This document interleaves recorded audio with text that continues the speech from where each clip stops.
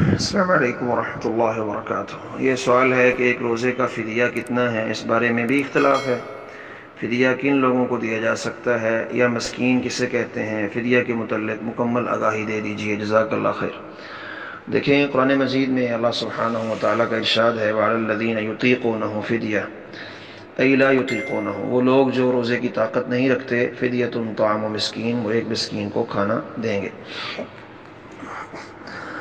جو ہے ایک مسکین کو کھانا دینا، یہ کتنا دینا ہے، صحیح بخاری میں موجود ہے۔ سیدنا انس رضی اللہ تعالیٰ عنہ جب بوڑھے ہو گئے تھے اور روزہ نہیں رکھ سکتے تھے، نبھانا ان کے لیے ممکن نہیں تھا، تو وہ کیا کرتے، جب رمضان شروع ہوتا 30 مسکینوں کو بلاتے اور بلا کے ان کو گوشت اور روٹی پکا کے 30 مسکینوں کو کھلا دیتے۔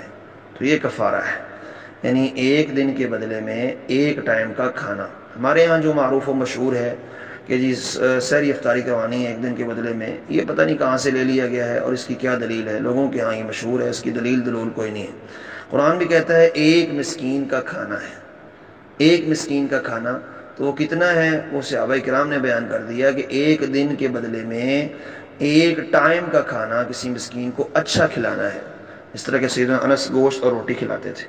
تو آپ اندازہ لگا لیں آپ کے ملک کے اندر یا جس علاقے میں آپ رہتے ہیں، اس میں اگر ایک بندے کو گوشت اور روٹی کھلایا جائے تو اس پہ کتنا خرچہ آتا ہے، تو وہ فی دن کا فدیہ آپ کا ہوگا۔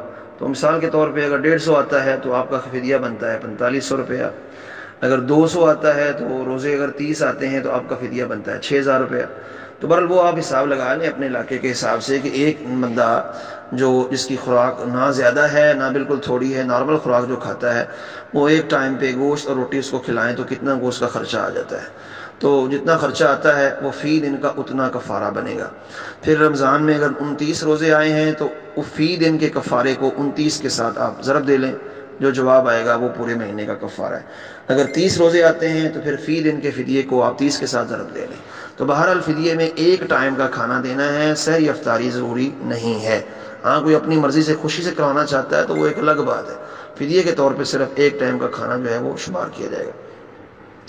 باقی فدیہ دینا کس کو ہے، مسکین کو قرآن نے کہا ہے کہ مسکین کو دیں۔ مسکین کسے کہتے ہیں، مسکین کے متعلق یہ ہے کہ جس کے پاس آمدن تھوڑی ہو، خرچے اس کے جائز جو ہیں وہ زیادہ ہوں۔